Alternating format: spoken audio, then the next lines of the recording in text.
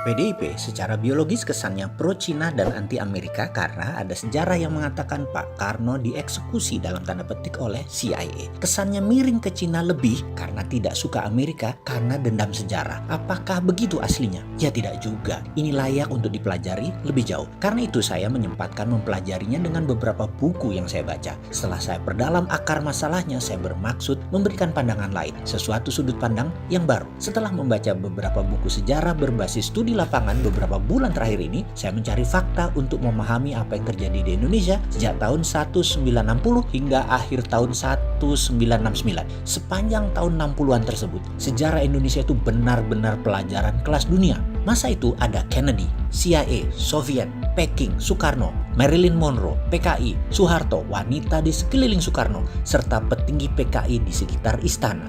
Serta banyak lagi drama di tahun 60-an tersebut menarik sekali. 3 buku saya habiskan dalam waktu 2 bulan kemarin. Setelah membaca, saya pun menganalisa, sehingga saya rasanya punya pendapat lain melihat sejarah dan realita terhadap apa yang terjadi terhadap Presiden Soekarno. Kita semua tahu bahwa globalis mulai menunjukkan taringnya di dunia di sekitar tahun 60-an tersebut, yaitu ketika mereka diusik kenyamanannya dalam hal kendali transaksi terhadap dolar, di mana mereka yang memegang dunia perbankan dan cara pembayaran menguasai Federal Reserve Amerika. Mereka memiliki kemampuan dan akses untuk mencetak uang sekalipun, dan mereka bisa. Mereka swasta loh ini. Berkali-kali saya mengatakan Amerika itu negara swasta karena memang kuat sekali swastanya, dan mereka itulah para globalis cabal. Ketika Kennedy memiliki platform baru, yaitu akan mencetak greenback by gold atau dolar negara Amerika yang dicetak berdasarkan jaminan underlying emas, maka ini ancaman bagi globalis cabal. Untuk itu, Kennedy memerlukan Indonesia. Ada perjanjian yang menguatkan rencana besar itu. Perjanjian tersebut membawa Indonesia ke kancah internasional, di mana Indonesia di tahun 60-an adalah memiliki kekuatan militer terkuat di selatan Katulistiwa. Benar, Indonesia adalah kekuatan terkuat di bumi bagian selatan waktu itu dan atas banyak bidang termasuk ekonomi, yaitu rupiah. Pak Karno ada di tengah rencana besar dunia akan menerbitkan dolar versi negara dalam tanda petik Amerika, di mana ketika Amerika akan mencetak uang, mereka memerlukan jaminan underlying emas. Untuk itu Kennedy meminta jaminan emas Indonesia sebagai salah satu bagian dari underlying dolar terbit, yaitu dolar baru versi Kennedy. Perjanjian di Jenewa yang bernama Grand Hilton Memorial Agreement yang ditandatangani oleh Presiden Kennedy dan Presiden Soekarno menjadi salah satu tonggak besar sejarah dunia. Tetapi globalis cabal yang terancam kendalinya punya skenario lain.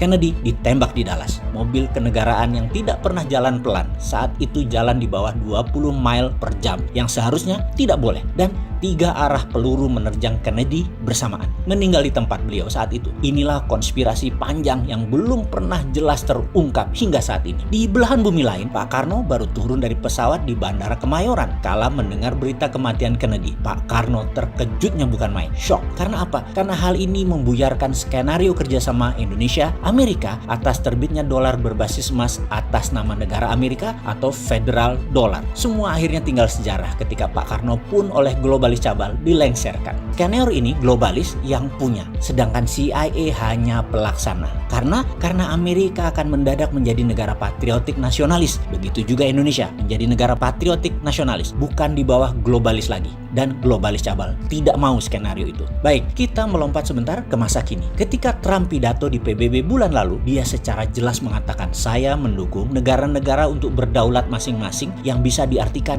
deglobalisasi, anti globalis cabal. Dan itu gaya Trump banget, patriotik. Trump menjadi Kennedy baru, dan banyak yang menduga dia akan diasasin atau dibunuh oleh globalis cabal seperti cerita di dalam The Simpsons yang belum pernah meleset menceritakan kejadian di masa akan datang, termasuk ketika Trump jadi presiden dan cerita Trump terbunuh. Tetapi Trump adalah Trump dan Amerika adalah Amerika. Mereka tidak pernah berubah sejak lahirnya. Tujuannya jelas, menjadi sheriff dunia, menjadi pengendali dunia. Agaknya kebencian terhadap Trump oleh globalis cabal ini sudah puncaknya ketika September 2020 kemarin Trump melakukan perombakan sistem transfer dolar. Kita beri catatan sebentar ya terhadap Trump sebagai pengingat, dan ada strategi yang layak ditiru untuk membuat Amerika negara berdaulat dan superpower. Juga kalau kita berani kami tiru bisa membuat Indonesia berdaulat. Pertama, kalau Trump jadi presiden Amerika, jabatan keduanya dia akan menggunakan emas sebagai underlying dolar. Kemudian Federal Reserve Amerika sudah berada di bawah Kementerian Keuangan, tinggal dikuatkan lagi di masa jabatan kedua. Ingat ya, kita juga berkali-kali sejak beberapa tahun yang lalu kalau kita dapat mandat, BI kita bubarkan, jadikan Dirjen Moneter di bawah Kementerian Keuangan. Agaknya ditiru Amerika terlebih dahulu ya. Oke, belagu juga ya si Sontoloyo ini pamer-pamer. Oke, kita lanjut. Lalu, Trump lakukan apa September 2020 kemarin? Swift transfer dolar, perusahaan network transfer money antar negara yang berpusat di Basel, Switzerland, tidak dipakai lagi. Penguasa keuangan dunia globalis cabal Rothschild mulai meredup sejak 2500 tahun yang lalu berkuasa, dan mereka termasuk yang sangat marah terhadap Trump. Oleh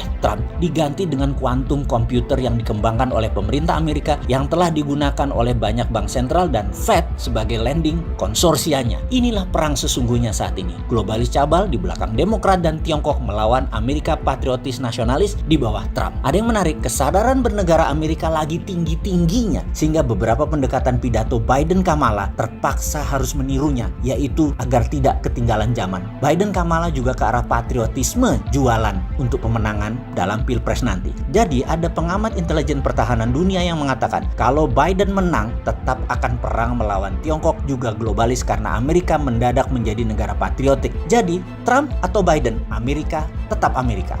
Oke. Sekarang mulai kebayang apa hubungannya dengan Omnibus Law, hubungan kebijakan luar negeri Indonesia, apa hubungannya terhadap COVID dan ekonomi Indonesia dari cerita tersebut. Apa harus dijelaskan lebih rinci lagi? Ini pelajaran sesungguhnya ada yang minat nggak sih? Yang menjabat ada yang ngerti nggak sih beginian?